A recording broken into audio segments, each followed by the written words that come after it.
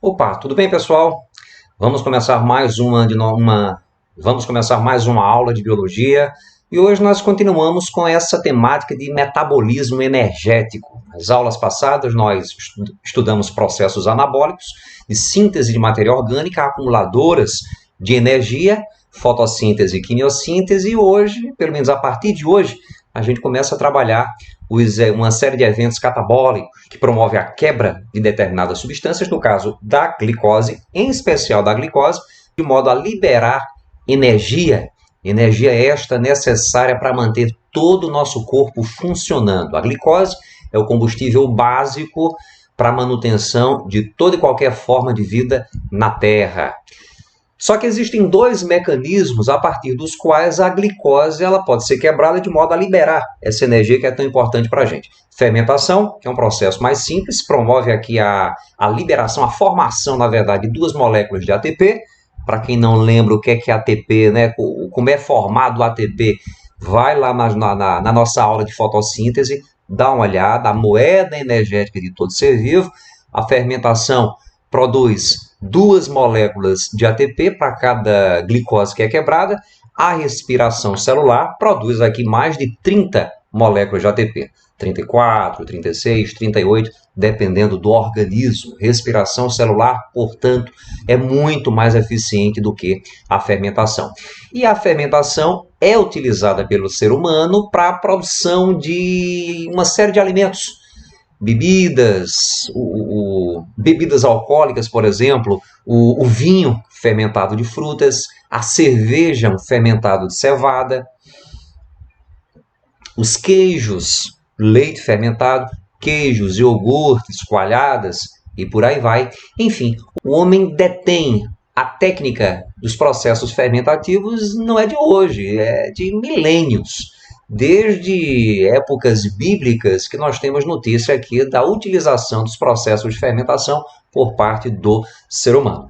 Bom, aqui eu tenho uma molécula padrão de glicose com 6 átomos de carbono. Esse 6C aqui indica 6 átomos de carbono dessa molécula que precisa ser ativada para iniciar o processo de quebra. Só lembrando aqui, na fermentação, a glicose ela é parcialmente quebrada, tá? E esse primeiro evento aqui, essa primeira parte aqui da quebra da molécula de glicose é o que a gente chama de glicólise. Isso aqui acontece no citoplasma das células fermentadoras.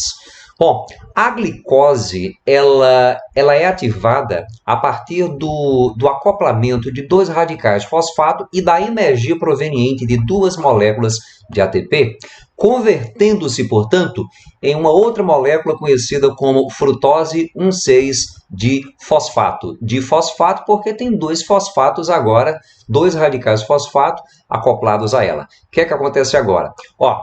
Esse glicídio, essa frutose 1,6 fosfato, ela é quebrada gerando dois glicídios, dois carboidratos menores com 3 átomos de carbono e um radical fosfato cada. E aí, esse glicídio de um radical fosfato apenas recebe mais um, cada um dos dois, recebe mais um, e quando do acoplamento desse radical fosfato, há liberação de hidrogênio. Esse hidrogênio é capturado pelo NAD, ou NAD, molécula transportadora de hidrogênio, que também já foi citado lá atrás, quando a gente discutia a fotossíntese. E aí essas duas moléculas de glicídios ativados com dois radicais fosfato vão ser quebrados de modo a formar mais ATPs. Até agora só houve consumo de ATP.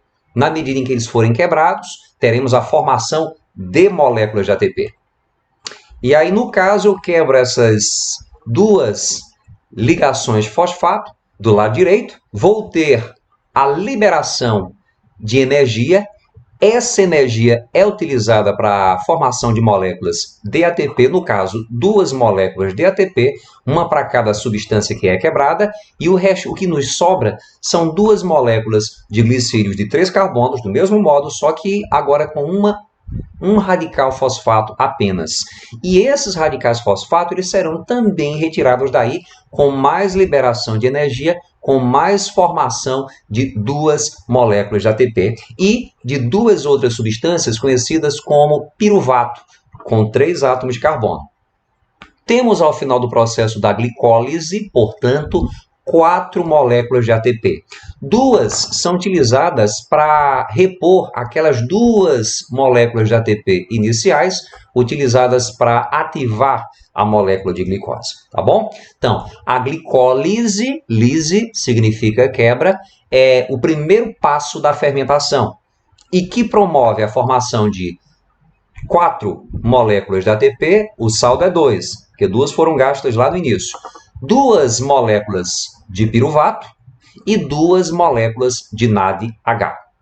Isso aqui é um resumo do que foi dito até agora. A glicose inicial, C6H12O6, as 2 moléculas de piruvato no final, 2 moléculas de NADH, o NAD mais o íon hidrogênio e as 2 moléculas de ATP de saldo. Isso aqui não pode ser esquecido não, são produzidas 4 moléculas de ATP. O saldo é 2, porque 2 dessas 4 são utilizadas para repor o ATP que é gasto no início.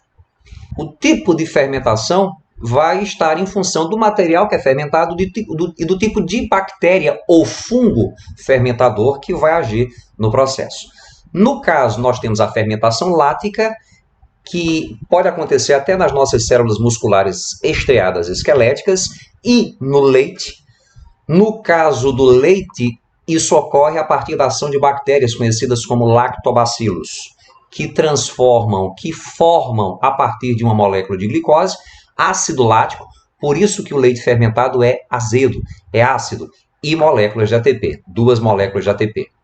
Temos a fermentação alcoólica, que é responsável pela formação do álcool etílico de CO2 mais o ATP, e é esse tipo de fermentação que é utilizada aqui, obviamente, para a produção de bebidas alcoólicas e para a produção de etanol, a partir da cana-de-açúcar, do milho, e também para a produção do pão, né? Para a produção do pão, nós utilizamos leveduras, e essas leveduras promovem a quebra dos açúcares, gerando CO2, que é liberado. Aquele cheirinho que a gente sente de pão assando, aquilo ali ocorre por conta do álcool que está sendo liberado. E o terceiro tipo de fermentação é a chamada fermentação acética, que é responsável pela transformação do álcool em vinagre, em ácido acético. Mas tudo parte de uma molécula de glicose que é fermentada, que passa primeiro pela fermentação alcoólica e depois o álcool aqui, né? A substância alcoólica, ela é transformada em vinagre. Por isso que se a gente deixar... Isso aqui é conhecido de todo mundo que toma vinho. Se a gente deixa uma garrafa de vinho aberta, ele vai se transformar em vinagre. Quem realiza esse processo aqui são algumas bactérias do grupo das acetobactérias. Essa figura traz o processo de fermentação alcoólica um pouquinho mais detalhado, né? A glicose inicial, que é quebrada, gerando 2 piruvato, 2 moléculas de ATP, 2 moléculas de NADH. Cada molécula de piruvato recebe íons hidrogênio, convertendo-se assim no ácido lático.